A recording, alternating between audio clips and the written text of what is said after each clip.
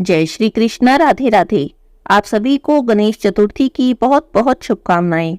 भगवान गणेश आप सभी पर अपनी कृपा बनाए रखें और सभी की मनोकामना पूरी करें।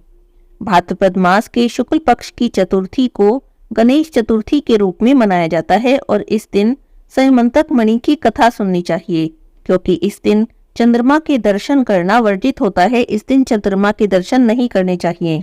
अगर इस दिन चंद्रमा के दर्शन कर लिए जाएं तो मिथ्या कलंक लगता है, और यदि भूल से कोई चंद्रमा के दर्शन कर भी लेता है तो उसे संयमंतक मणि की कथा सुननी चाहिए।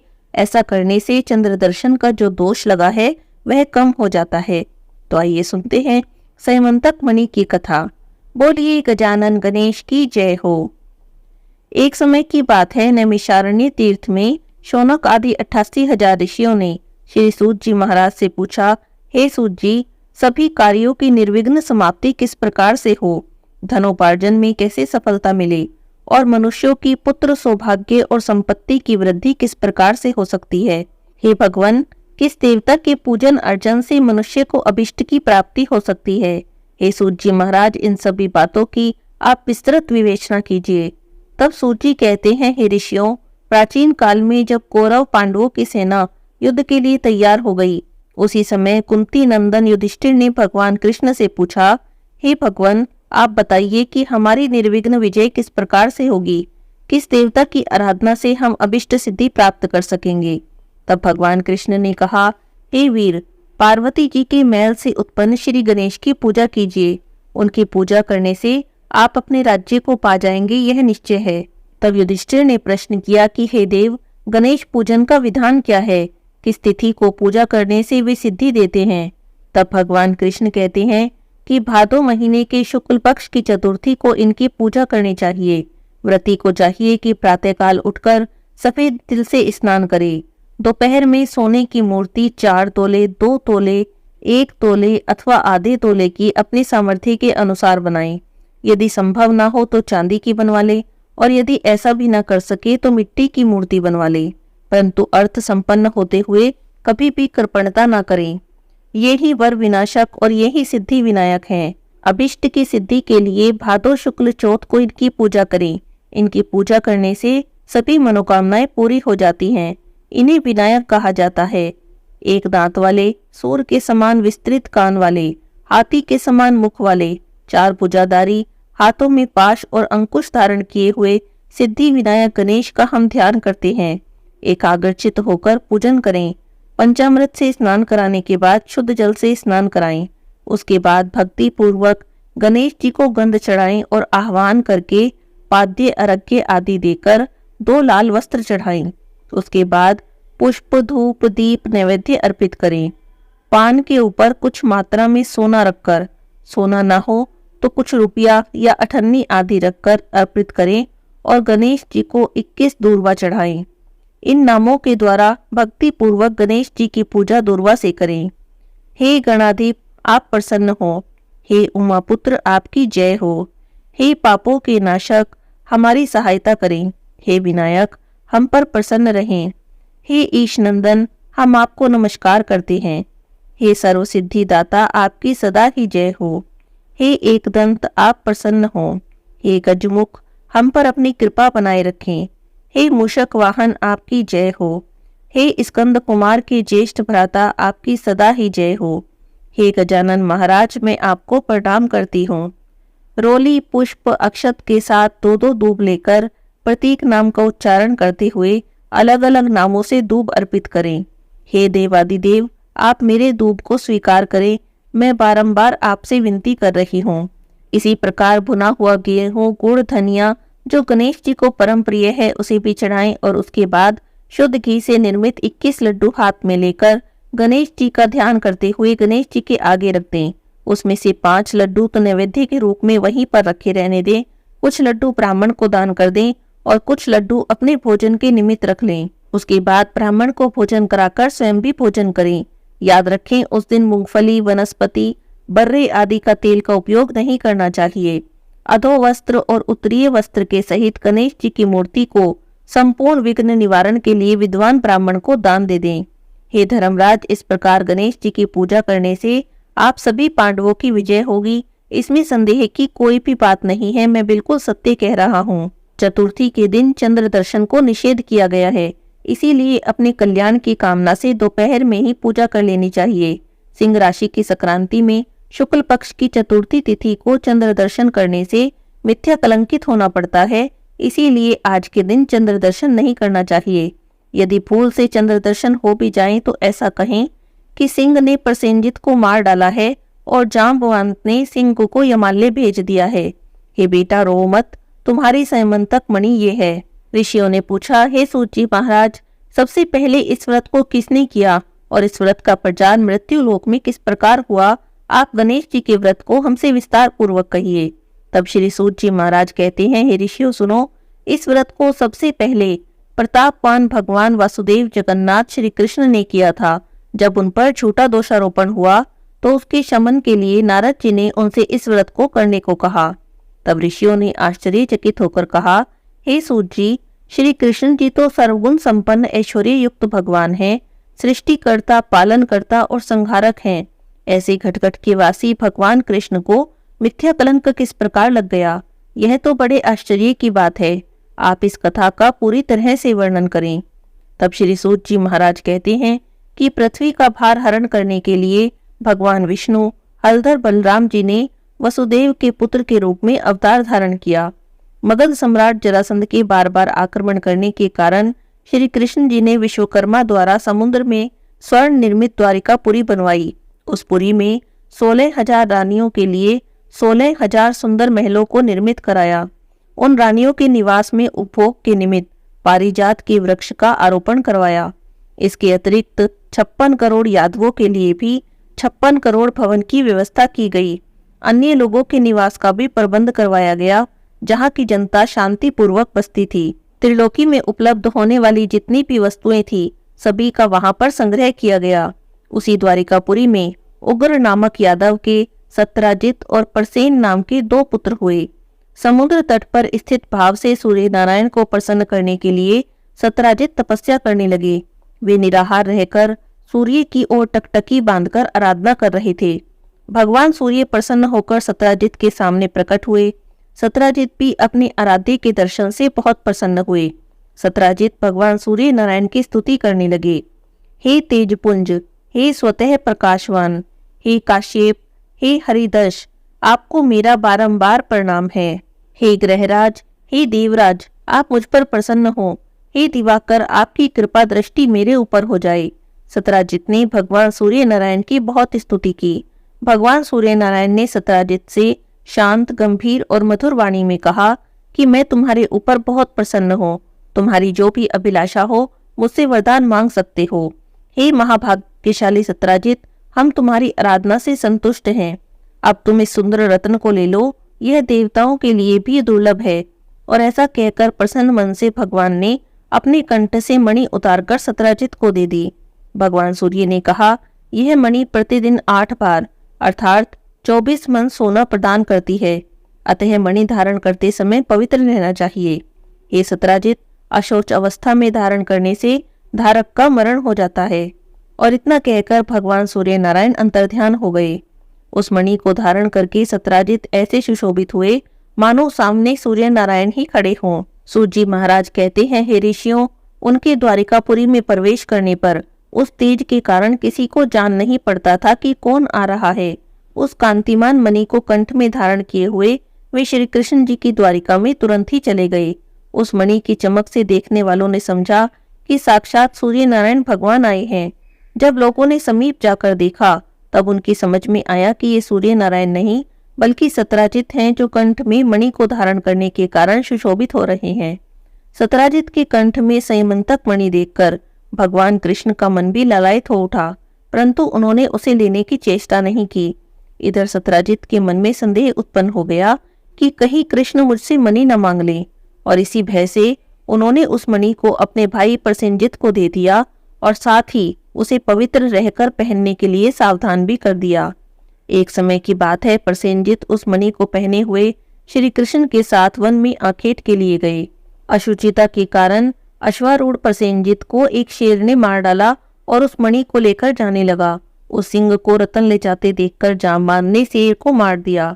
जामवान ने उस मणि को गुफा में लाकर अपने बेटे को दे दिया। उधर श्री कृष्ण अपने सहयोगी शिकारियों के साथ द्वारिका में लौट आए। समस्त द्वारिका वासियों ने अकेले कृष्ण को आया देखा तो ऐसा अनुमान लगाया कि मणि के लोभ में श्री कृष्ण ने प्रसेनजित की हत्या कर दी है। ऐसा कौन सा अधर्म है जो लोभी के लिए करनीय न हो। लोभी तो अपने गुरुजन का भी वध कर देता है। इस प्रकार की चर्चा सब ओर से होने लगी। झूठे दोष से श्री कृष्ण जी का मन बहुत दुखी हुआ और वे किसी से बिना कुछ कहे सुने कुछ लोगों को साथ लेकर नगर से बाहर चले गए। वन में जाकर श्री कृष्ण ने देखा कि एक स्थान पर प्रसेनजित सिंह के द्वारा मृत होकर पड़े हैं। सवारी के साथ प्रसेनजित के पदचिन्हों के सहारे वे वहां गए जहां पर की रीछ ने सिंह को मारा था। रक्त बिंदुओं के आधार पर श्री कृष्ण उसकी गुफा में चले गए। ऋक्षराज की गुफा बहुत भयंकर थी, उसमें बहुत अंधेरा था। अतः प्रजाजनों को गुफा के द्वार पर छोड़कर भगवान कृष्ण अकेले ही उसमें प्रवेश कर गए। अपने तेज से अंधकार का निवारण करते हुए भगवान उस गुफा में 400 कोस तक चले गए। वहां पहुंचने पर उन्होंने स्थान एवं महल को देखा। वहां पर जामवान का पुत्र सुंदर पालने में झूल रहा था और उस पालने में मणि रत्न लटक रहे थे। बालक के उस खिलौना स्वरूप मणि को लेने के लिए भगवान कृष्ण उसके पास ही खड़े हो गए। रूप लावण्य से पूर्ण एक किशोरी उस बालक के पालने को झुला रही थी। वह मंद मुस्कान बिखेर रही थी और ऐसी नवयुवती बालक को देखकर श्री कृष्ण जी विस्मित हो गए। वह कमल मुखी बाला धीरे धीरे कह रही थी, लाडले तुम रोते क्यों हो? देखो, प्रसेनजित को सिंह ने मार डाला और सिंह को हमारे पिताजी ने मारकर यह सैमंतक मणि तुम्हें खेलने के लिए ला दी है। कमल नयन भगवान कृष्ण को देखकर वह बाला कामातुर होकर धीरे धीरे प्यार भरी बातें कहने लगी कि मेरे पिता की दृष्टि पड़ने से पहले आप यहाँ से चले जाइए। यह सुनकर श्री कृष्ण जी ने हंसकर अपना 5 जन्य शंख बजा दिया। उस शंखनाद से ऋक्षराज घबराकर उठ बैठे और उनके पास चले आए। भगवान कृष्ण और जामवान में परस्पर तुमुल युद्ध होने लगा। इस दृश्य से सभी नारियां चित्कार करने लगी और गुफा के सभी नागरिक आश्चर्य में पड़ गए। उधर गुफा द्वार पर श्री कृष्ण की प्रतीक्षा कर रहे पूर्वजन उन्हें मृत समझकर 7वें दिन द्वारिका लौट आए। वहां जाकर उन लोगों ने उनका मृतक कर्म भी कर डाला। इधर गुफा के अंदर भगवान कृष्ण और ऋक्षराज में 21 दिनों तक लगातार मल्लयुद्ध होता रहा। भगवान कृष्ण ने ऋक्षराज को क्षीण कर दिया। त्रेता युग की बातों का स्मरण करके जामवान ने अपने भगवान को पहचान लिया। जामवान कहने लगे कि मैं सभी देवों, दैत्यों, यक्षों, नागों, गंधर्वों, पिशाचों से अपराजय हूँ। वे लोग मेरे पराक्रम के सामने नहीं टिक पाते। हे देवादिदेव, आपने मेरे पर विजय पाई है, इससे आपका देवाधिपति होना निश्चित होता है। मैं समझ गया कि आप में भगवान विष्णु का तेज है, किसी अन्य में इतना बल नहीं हो सकता। तब भगवान कृष्ण ऋक्षराज के मस्तक पर अपना कल्याणकारी हाथ फेरते हुए कहने लगे, हे ऋक्षराज, इस मणि के कारण मुझ पर झूठा कलंक लगा है। उसी कलंक के निवारण के लिए मणि प्राप्त करने के लिए मैं तुम्हारी गुफा में आया हूँ। भगवान की बातें सुनकर जामवान ने प्रसन्नता से अपनी कन्या जामवती उन्हें समर्पित कर दी। दहेज स्वरूप मणि भी उन्हें दे दी। भगवान कृष्ण ने कन्या और मणि ग्रहण कर जामवान के ज्ञान का उपदेश देकर वहां से जाने का विचार किया। भगवान कृष्ण के जाने से पहले जामवान ने अपनी कन्या का पानी ग्रहण साथ कर दिया। जामवान के साथ मणि को लेकर भगवान कृष्ण प्रसन्न मन से द्वारिका आए। जिस प्रकार किसी मृतक के पुनर्जीवित होने पर उसके परिवार वालों के हर्ष की सीमा नहीं रहती, वही अवस्था श्री कृष्ण को देखकर द्वारिका वासियों की हुई। श्री कृष्ण को धर्मपत्नी के साथ मणि लेकर लौटा देखकर सभी लोग उत्सव मनाने लगे। भगवान कृष्ण प्रसन्न होकर मित्र वर्ग के साथ सुधर्मा सभा अर्थात यादवों की राज्यसभा में गए। वहां उन्होंने मणि को गायब होने और उसकी प्राप्ति का सारी घटना को कह सुनाया। भगवान कृष्ण ने राज्यसभा में उपस्थित सत्राजित को अपने पास बुलाया और उसे वह मणि दे दी। इस प्रकार भगवान कृष्ण झूठे कलंक के दोष से मुक्त हो गए। सत्राजित बुद्धिमान थे। मणि पाकर उन्हें लज्जा आई, जिसके फलस्वरूप उन्होंने अपनी कन्या सत्यभामा का विवाह भगवान कृष्ण के साथ कर दिया। एक समय की बात है, श्री कृष्ण जी कहीं गए हुए थे।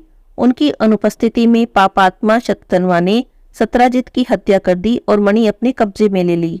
श्री कृष्ण के लौटने पर सत्यभामा ने उन्हें सारी बातें बताई। एक बार नगर में पुनः चर्चा उठी कि ये कृष्ण तो भीतर से काले हैं, ऊपर से सीधे दिखते हैं।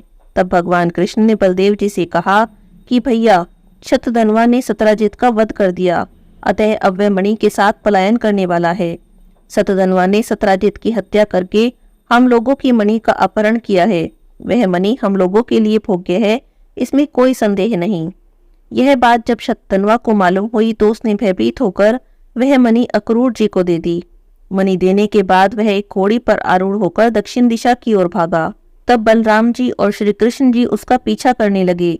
कुछ समय बाद श्री कृष्ण ने उसका वध कर दिया। मणि के लिए इच्छुक श्री कृष्ण ने बलदेव जी से कहा, भैया, इसके पास तो मणि नहीं मिली। श्री कृष्ण की बात से बलराम जी रुष्ट हो गए और कहने लगे, कृष्ण, तुम सदैव कपट का व्यवहार करते हो। तुमसे बढ़कर लोलुप और पापी अन्य कोई व्यक्ति नहीं। जब तुम धन के लोभ में पड़कर अपने सगे संबंधियों की हत्या करने से भी नहीं चूकते, तो ऐसा कौन सा भाई बंधु होगा जो तुम्हारा साथ दे। इसके बाद बलराम जी की तुष्टि के लिए श्री कृष्ण ने शपथ देकर उन्हें प्रसन्न करने का प्रयास किया। ऐसे मिथ्यावाद के कलेश को सहन करना धिक्कार है, ऐसा कहकर बलदेव जी वहां से चले गए। श्री कृष्ण भी रथ में सवार होकर द्वारिका लौट आए। श्री कृष्ण के लौटने पर द्वारिका में पुनः चर्चा होने लगी कि श्री कृष्ण ने अपने बड़े भाई बलराम जी को द्वारिका से बाहर निकाल दिया है। मणि के लोभ में उन्हें ऐसा नहीं करना चाहिए था। इसे श्री कृष्ण का मन बहुत खिन्न हुआ। उनका चेहरा मुरझा गया। मणि के कारण भाई बलराम जी से विरोध हो गया। बार बार तरह तरह के अभियोग लगते रहे। इतना कलंक कहाँ तक सहा जाए। श्री कृष्ण जी इसी चिंता में रहने लगे। तभी वहां पर नारद जी आए। भगवान को चिंतित देखकर नारद जी कहने लगे, हे भगवान, आप खिन्न क्यों दिखाई देते हैं? आप किस चिंता में हैं? हे केशव, आप मुझसे कहें। तब श्री कृष्ण ने कहा, हे देवऋषि नारद, मुझ पर बार बार अकारण कलंक लग रहा है। इस कारण मुझे अत्यंत पश्चाताप है। मैं आपकी शरण में हूँ, आप मुझे कोई उपाय बताएं। तब नारद जी ने कहा, हे देव, आप पर लगने वाले कलंक का कारण मैं जानता हूँ। आपने भादो शुक्ल चतुर्थी को चंद्र दर्शन किया है, इसीलिए आपको बार बार कलंकित होना पड़ रहा है। नारद जी की बात सुनकर श्री कृष्ण कहने लगे, हे नारद जी, चतुर्थी को चंद्र दर्शन से दोष कैसे लगता है, जबकि द्वितीया को तो चांद का दर्शन लोगों को सुंदर फल प्रदान करने वाला है। तब नारद जी ने कहा कि स्वयं श्री कृष्ण ने दर्शनीय रूप अर्थात सुंदरतम रूप पर गर्व करने वाले चंद्रमा को श्राप दिया है कि आज के दिन जो भी कोई तुम्हारा दर्शन करेगा उसे निंदा का पात्र होना होगा। तब श्री कृष्ण ने पूछा, हे नारद जी, अमृत की वृष्टि करने वाले चंद्रमा को गणेश जी ने शाप क्यों दिया? आप इस कथा को पूरी तरह से मुझे बताएं। तब नारद जी कहने लगे कि प्राचीन काल में ब्रह्मा, विष्णु और शिव ने मिलकर गणेश जी को अष्ट सिद्धि और नवनिधि को पत्नी स्वरूप प्रदान किया। उसके बाद गणेश जी की पूजा करके उन्हें संपूर्ण देवों में अग्रगण्य बनाकर प्रजापति ब्रह्मा जी ने उनकी स्तुति की। ब्रह्मा जी ने कहा, हे हाथी के समान मुख वाले, हे गणपति, हे लंबोदर, हे वरदायक, हे समस्त विद्याओं के अधिपति, हे देवताओं के अधिनायक, हे सृष्टिकर्ता, पालन और संहार करता गणेश जी, जो लोग भक्ति पूर्वक आपको लड्डू चढ़ाकर पूजन करेंगे उनके सभी विघ्न दूर हो जाएंगे। उन्हें दुर्लभ सिद्धि की प्राप्ति होगी, इसमें कोई भी संशय नहीं। जो देवता या दानव आपकी पूजा किए बिना सफलता की कामना करते हैं उन्हें तो करोड़ों कल्पों तक भी सिद्धि नहीं मिलती। हे गणाध्यक्ष, आपकी कृपा कटाक्ष के बल पर सदा विष्णु पालन करते हैं और शिव संहार करते हैं। ऐसी स्थिति में मेरी सामर्थ्य नहीं जो आपकी स्तुति कर सकूं। ब्रह्मा जी के मुख से ऐसी स्तुति सुनकर गणेश जी ने प्रेम से ब्रह्मा जी से कहा, हे जगत के रचयिता ब्रह्मा जी, मैं आपकी भक्ति और स्तुति से बहुत प्रसन्न हूँ। आपकी जो भी इच्छा हो मुझसे वरदान मांग लो। तब ब्रह्मा जी ने कहा, हे प्रभु, सृष्टि की रचना काल में मुझे किसी प्रकार की बाधा न हो। यह सुनकर गणेश जी ने प्रसन्न मन से मुस्कुराते हुए कहा कि ऐसा ही होगा, आपका कार्य निर्विघ्न रूप से चलता रहेगा। ब्रह्मा जी अभिष्ट वरदान पाकर अपने लोक को चले गए। इधर स्वेच्छा से भ्रमण करने वाले गणेश जी ने सत्यलोक से चलकर अपना अद्वितीय रूप धारण किया और आकाश मार्ग से चंद्रलोक में जा पहुंचे। रूपशाली चंद्रमा ने गणेश जी के ऐसे हास्य योग्य स्वरूप को देखा जिसमें उनकी लंबी सूंड, सूप के समान कान, लंबे दांत, भारी भरकम तोंदीला पेट, चूहे के वाहन पर आसीन, ऐसे विस्मयकारी रूप को देखकर चंद्रमा को हंसी आ गई। चंद्रमा के हंसने से गणेश जी को क्रोध आ गया। उनकी आंखें क्रोध से लाल हो गई और उन्होंने चंद्रमा को श्राप दिया कि तुम दर्शनीय और सुंदर रूप वाले मुझे देखकर हंस रहे हो। तुम मदर्पित हो रहे हो। इसका फल तुम्हें बहुत जल्दी भोगना होगा। आज से शुक्ल चतुर्थी के दिन जो कोई भी व्यक्ति तुम्हारे दर्शन करेगा, भूल से भी तुम्हारे मुख को देख लेगा, उसे कलंकित होना पड़ेगा। नारद जी कहते हैं, हे कृष्ण जी, ऐसा भीषण श्राप सुनकर विश्व में हाहाकार मच गया। चंद्रमा का मुख मलिन हो गया और वे जल में प्रविष्ट हो गए। उसी दिन से चंद्रमा अपना स्थान जल में बनाकर रहने लगे। इधर देवता, ऋषि और गंधर्वों में बड़ी निराशा हुई। वे सब दुखी होकर देवराज इंद्र के पास गए और फिर सभी मिलकर ब्रह्मा जी के पास गए। ब्रह्मा जी का दर्शन करने के बाद उन लोगों ने चंद्रमा के वृतांत का वर्णन किया कि आज गणेश जी ने चंद्रमा को श्राप दे दिया है। तब ब्रह्मा जी ने देवताओं से कहा कि हे देवताओं, गणेश जी के शाप को कोई नहीं काट सकता, न ही मैं, न ही विष्णु और न ही इंद्रादिक देवता। ऐसा निश्चय जानिए, इसीलिए आप उन्हीं की शरण में जाएं, वे ही चंद्रमा को श्राप से मुक्त कर सकते हैं। तब देवताओं ने पूछा, हे ब्रह्मा जी, हे अति बुद्धिशाली, हे प्रभु, किस उपाय से गजानन प्रसन्न होंगे और किस उपाय से वे वरदान देंगे, आप हमें बताइए। तब ब्रह्मा जी ने कहा, गणेश जी का पूजन कृष्ण चतुर्थी की रात्रि में यत्न पूर्वक करना चाहिए। उन्हें घी में मालपुआ, लड्डू आदि बनाकर भोग लगाना चाहिए। स्वयं भी इच्छा पूर्वक मिष्ठान, हलवा, पूरी, खीर आदि का भोग लगाकर प्रसाद ग्रहण करना चाहिए। ब्राह्मणों को दान स्वरूप गणेश जी की स्वर्ण प्रतिमा देनी चाहिए और शक्ति के अनुसार दक्षिणा दें। धन रहते हुए कृपणता नहीं करनी चाहिए। पूजन व्रत आदि विधि जानकर सभी देवताओं ने देवगुरु बृहस्पति को भेजा। उन्होंने चंद्रमा के पास जाकर ब्रह्मा जी की बताई हुई सारी विधि बता दी। चंद्रमा ने ब्रह्मा जी की बताई विधि के अनुसार गणेश जी का व्रत पूजन किया, जिसके फल से गणेश जी प्रसन्न हो गए। अपने सम्मुख गणेश जी को क्रीड़ा करते हुए देखकर चंद्रदेव उनकी स्तुति करने लगे। चंद्रमा ने कहा, हे विभो, आप समस्त कारणों में आदि कारण हैं।